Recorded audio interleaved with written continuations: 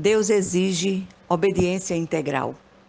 Toma o bordão, ajunta o povo, tu e Arão, teu irmão, e diante dele falai a rocha, e dará a sua água. Assim lhe tirareis água da rocha, e dareis a beber à congregação e aos seus animais. Então Moisés tomou o bordão de diante do Senhor, como lhe tinha ordenado. Moisés e Arão reuniram o povo diante da rocha, e Moisés lhe disse: Ouvi agora, rebeldes.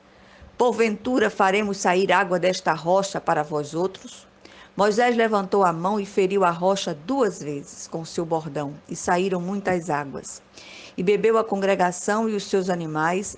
Mas o Senhor disse a Moisés e a Arão: Visto que não crestes em mim, para me santificardes diante dos filhos de Israel, por isso não fareis entrar este povo na terra que lhe dei.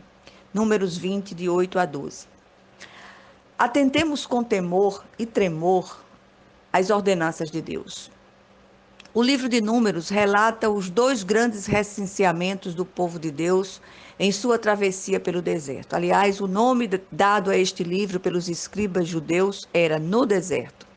O livro fala também das dificuldades enfrentadas em toda aquela longa e dolorosa travessia. O relato lido mostra o tríplice pecado de Moisés que o privou de entrar na terra prometida, fazendo contemplá-la apenas de longe.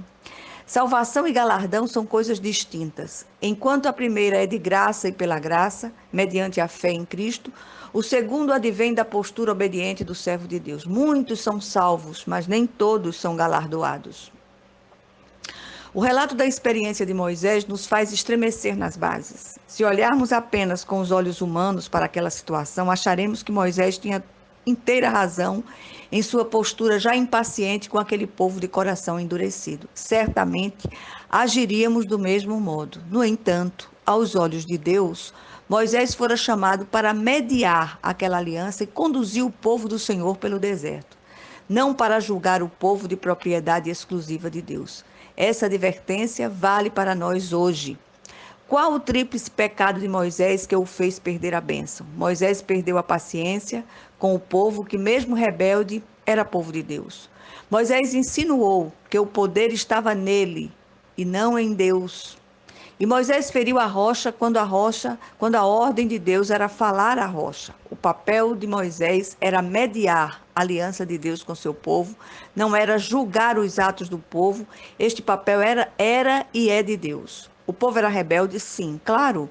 Contudo, cabia ao Senhor corrigir e disciplinar seu povo. Quantas vezes nos sentimos inclinados a agir como Moisés? Por isso, é importante olharmos para os acontecimentos do passado, especialmente nas vidas de tantos servos do Senhor consagrados, e aprender com eles. Este episódio vivido por Moisés nos ensina que Deus não aprova a comédia final, ele exige obediência integral. Moisés também ensinou aqui que o poder estava nele. Na verdade, somos tão somente canais da multiforme graça de Deus. Não fazemos nada de nós mesmos, senão como meros instrumentos nas mãos do Deus Todo-Poderoso. Tudo que somos, temos e sabemos é para a glória exclusiva do Senhor. Em terceiro lugar, Moisés, movido pela ira, fere a rocha 2 vezes, quando deveria falar a rocha, pois esta era a ordem expressa de Deus na ocasião. Tudo no passado era um grande data show de Deus para apresentar seu plano de salvação para o homem. A rocha prefigurava Cristo, por isso só poderia ser ferida uma só vez. A obediência ao Senhor é inegociável, e quanto a isto não há acepção de pessoas. Meditemos sobre isto em nome de Jesus Cristo. Amém.